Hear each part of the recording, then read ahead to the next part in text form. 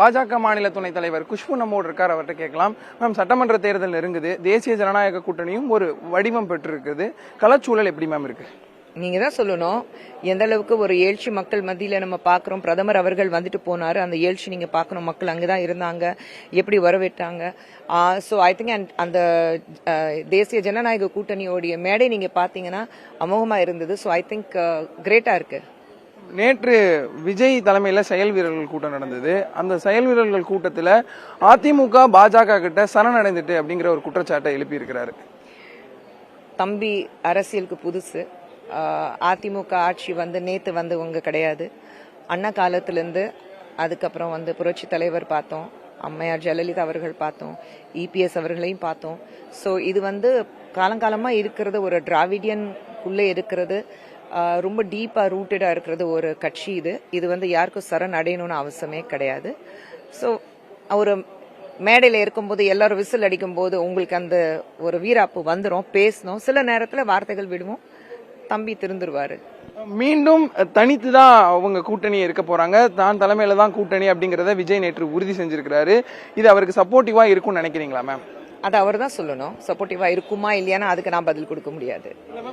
தேசிய ஜனநாயக கூட்டணியிலிருந்து அவரை அழைப்பு விடுத்ததாகவும் ஒரு பக்கம் பேசினாங்க. இருந்தாலும் அவர் எங்க கூட்டணியை ஏற்றுக்கொண்டு என் தலைமையில ஏற்றுக்கொண்டு வரவர்களை தான் நாங்க சேர்ப்போம் அப்படிங்கிற மாதிரி உறுதி செஞ்சிருக்கிறாரு. அரசியலுக்கு புதிதாக வந்திருக்கிறாரு. இது ஒருவேளை இவர் தனியா நிக்கிறது திமுகவுக்கு சாதகமா இருக்கும் அப்படின்னு ஒரு சிலர் சொல்றாங்க. அது எப்படி மேம்? பாப்போம், எலெக்ஷன் வரட்டும், அப்ப பாப்போம் யாருக்கு சாதகமா இருக்குன்னா பாப்போம். பெண்களுடைய வாக்கு, புரட்சி தலைவர் எம்ஜிஆர் எப்படி பெண்களையும் தாய் குலத்தை நம்பி வந்தாரோ அதே போல நான் தாய் குலத்தை தான் நம்பி வந்திருக்கேன். 8 கூட்டணி 10 கூட்டணியை நம்பி நான் அரசியலுக்கு வரல, தாய் குலம் எனக்கு தான் வாக்களிக்க போறாங்கிற ஒரு பதிவை செஞ்சிருக்காரு. அதே போல தாவேக்கால பேசக்கூடியவர்கள் தமிழ்நாட்டில் இருக்கக்கூடிய குடும்ப அட்டை, ஒவ்வொரு குடும்ப அட்டையிலிருந்தும் ஒரு ஓட்டு வரும், அதிலே நாங்க வெற்றி பெற்றுவோம் அப்படிங்கறத பேசியிருக்கிறாங்க. ஒவ்வொரு குடும்பத்துல ஒரு ஓட்டு இருக்கான முதல்ல அதை பாக்கணும். ஒவ்வொரு குடும்பத்துல ஒரு ஓட்டு இருக்குமா? 4 பேர் இருப்பாங்க, 2 பேர் தான் ஓட்டிங் இருக்கும். அதுல 2 பேர், ஒன்னு அதிமுக திமுக இருக்கும், இல்லைன்னா திமுக பிஜேபி இருக்கும், அதிமுக பிஜேபி கலந்து இருக்கும். இதுல மீதி 2 பேருக்கும் வாக்களிக்கிறதுக்கு உரிமை இருக்கான்னு கூட நமக்கு தெரியாது. So it's a very long stretch thought. But அப்போ எங்க கூட்டணியில் இருக்கிற அதிமுகவுடைய தலைவர், புரட்சி தலைவர் மட்டும் அவர் பேஸ் பண்ணி பேசிக்கிறாருன்னா அப்போ அதிமுக மேல அவருக்கு நம்பிக்கை இருக்கு.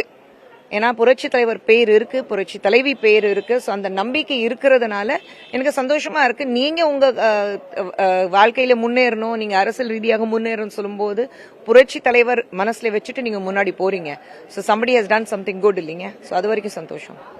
தேர்தல் வரும்போது பிரதமர் மோடி அதிகமாக தமிழ்நாட்டுக்கு வருவார், சுட்ட வடையே மீண்டும் மீண்டும் சுடுவார். இப்போது அந்த மாவு கூட புளிச்சு போயிட்டுன்னு முதலமைச்சர் விமர்சனம் செஞ்சிருக்காரு. இல்ல, அவருடைய வார்த்தைகள் பாத்தீங்கன்னா எப்படி இருக்கு பாருங்க. முதலமைச்சர் பேசக்கூடிய இதே விஜய் அவர்கள் அங்கிள் சொல்லும் போது எவ்வளவு கஷ்டப்பட்டீங்க, எவ்வளவு ஃபீல் பண்ணீங்க. அது எப்படி அங்கிள் கூப்பிடலாம் ஆச்சா பூச்சானா? முதலமைச்சர் பேசக்கூடிய வார்த்தைகளா அது ஸ்டேஜ் மேல? அது அவருடைய மனநிலை அதுல தெரியுது. எந்த அளவுக்கு பயந்து போய் எங்களுடைய தேசிய ஜனநாயக கூட்டணி ஆட்சி பெறப்போது, ஜெயிக்க போறோம், அது எல்லாமே உறுதியாகி மனசுல அந்த அளவுக்கு பயம் இருக்கு. அதனாலதான் இந்த மாதிரி வார்த்தைகள் பயன்படுத்திட்டு இருக்காரு. தேர்தல் நெருங்குது, உங்களுடைய ரோல் எந்த அளவுக்கு மேம் இருக்கும் இந்த தேர்தல்ல? ஒரு மாநில துணைத் தலைவருங்கிறது முறையில என்னென்ன பணியை நான் செய்யணும், அது எல்லாமே கட்சி ரீதியாக என்னென்ன ரெஸ்பான்சிபிலிட்டிஸ் கொடுப்பாங்க அது எல்லாமே செய்வேன். இறுதியாக தமிழக மக்களுக்கு இந்த தேர்தல் எப்படி இருக்கும், என்ன ஒரு சவால் மிகுந்ததா இருக்கும் அப்படிங்கறத நீங்க சொல்ல விரும்புறீங்க மேம்? தாய்க்குளம் இல்ல, யார் மக்களுக்கு நல்லது செய்ய போறாங்க? இந்தியா முழுவதும் இந்த அளவுக்கு நல்லது நடந்திருக்கு. ஏன் தமிழகத்துக்கு பிரதமர் மோடி அவர்கள் கொண்டு வந்த அத்தனையும் நல்ல திட்டங்கள் ஏன் மக்களுக்கு திராவிட முன்னேற்ற கழகம் ஆட்சி கொடுக்கல? ஏன் எப்போ பார்த்தாலும் குழந்தை மாதிரி அழுதுட்டே இருக்கீங்க?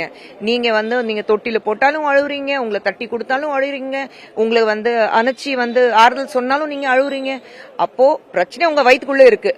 வயிற்று வலிக்கு நீங்க தான் மருந்து சாப்பிடணும், நாங்க அதுக்கு ஒன்றும் பண்ண முடியாது. நாங்க மருந்து கொடுத்தாலும் நீங்க சாப்பிடறது இல்லை. அப்போ உங்க வயிற்று வலிக்கு என்ன பிரச்சனை அதை நீங்க தான் அது தேர்ந்தெடுக்கணும், டாக்டர் போய் பார்க்கணும்.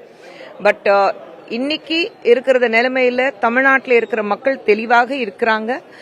தேசிய ஜனநாயக கூட்டணி இபிஎஸ் அவர்கள் முதலமைச்சர் ஆக்கி நாங்க தேசிய ஜனநாயக கூட்டணி தான் ஜெயிக்க போது, நாங்க தான் ஆட்சி அமைக்க போறோம். விஜய் தமிழக வெற்றி கழகம் எடுத்த சர்வேல இப்போதே 40% வாக்குகளை பெற்றுட்டதாக அவர்கள் சொல்றாங்க. அது உண்மையா இருக்கும் நினைக்கிறேன்? இன்னும் சர்வே வரவே இல்லையே. அவங்க கட்சியிலேயே உட்காந்துட்டு சர்வே பண்ணாக்கா அதுக்கு நம்ம ஒன்னும் பண்ண முடியாதுங்க. புதிய தலைமுறைக்காக ஒளிப்பதிவாளர் விஜயுடன் செய்தியாளர் வீரகுமார்.